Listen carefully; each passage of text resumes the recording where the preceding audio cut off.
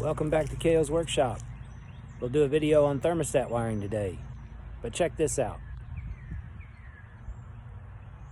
My favorite time of year.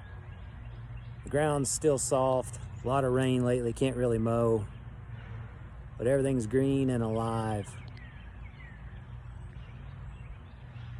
Love it. All right, let's get to it. Okay, so here's your wires on the thermostat. Here you've got your blue, which C is what represents your common. Typically it's always the blue wire. Of course, this is why we run multiple wires to have a backup in case something happens. It wouldn't matter what color we use, but most of the time blue is universal for common.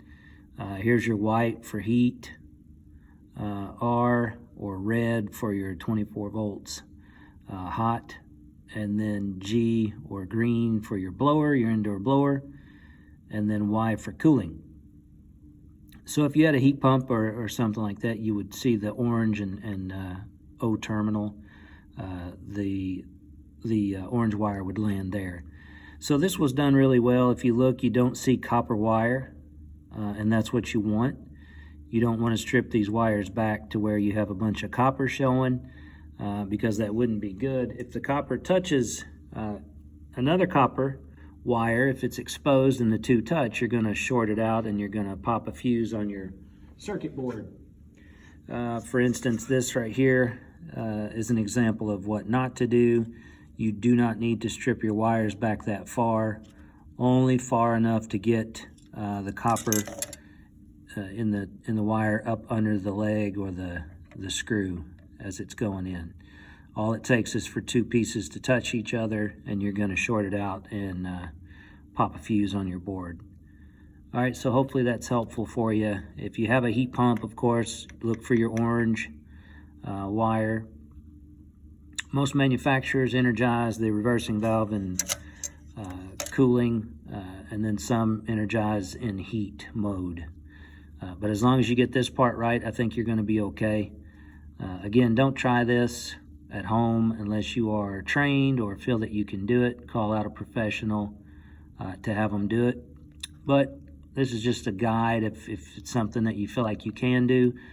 This is just 24 volts. This is low voltage, which is coming from your step-down transformer in your furnace. But hopefully that was helpful for you, and we'll see you again on the next one. All right, so if you're wanting to replace your thermostat wire or even your thermostat, what you want to do is pay attention to the color coding. Most people have just 5 basic wires for their thermostat, and that's just for straight cooling, straight air conditioning. You'll have a heat source also, but for just air conditioning without a heat pump, you're going to have 5 basic wires, unless you have an outdoor temperature sensor or something like that. So if you're replacing the wire, 18/8, this is your gauge and how many wires are in it. It's always a good thing to get more than what you need. That way, if you have a short in one or a rodent chews through it or something like that, you've got extra wires. You can just take them out, put the new ones back in. All right, so for the basic 5 wires, you have blue, which is going to be your common wire. Now, if you have batteries in your thermostat, you may not have a common wire, so you'll just have a display reading with your battery. So if your batteries die, your display will go away if you don't have a common wire hooked up. Next is white.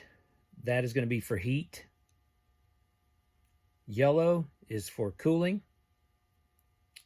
Green is for your indoor blower. And then red is your 24 volts hot. So there's your basic 5 wires. If you have a heat pump, you may have an orange wire, which will be in there for your reversing valve. And also something to keep in mind is it depends on the manufacturer as to what wires you have when your reversing valve is energized and things like that. So that's your basic 5 wire. You may have more if you have a heat pump, and hopefully that was helpful for you. Okay, just as a quick example, here's your basic thermostat wire. So if you look at this, when you're stripping these wires, when you strip it like that, that's way too much, okay? Way too much. All you need is enough to get up under the screw, something like that. So when you strip them, just eyeball it, but you're not taking a whole lot off of there. Just enough to, and these wire strippers are not that great, but you're just getting enough to get up under the screw, of course. So something like that, if I can get this to focus, that's all you're after, right? Just enough to land under the screw and tighten it down on it. So keep that in mind when you go to strip these, if you're trying to do your own thermostat, or if you're looking at something somebody installed where you feel like they may have done it wrong. Just use that as an example, and as the color coding as well. All right. Okay, one thing I forgot to mention, if you go out and get your roll of thermostat wire, or if you're going to install it new or replace existing wire, you'll get a roll or something like this. One thing that a lot of people don't understand in the beginning when they get this is how to get this outer jacket peeled back.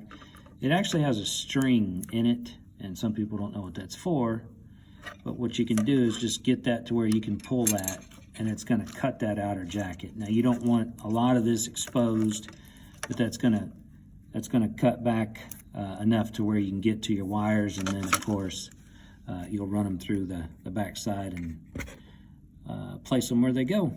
Now I forgot to mention that, but there you have it. So give us a thumbs up, like it, subscribe, share it, and we'll see you on the next one.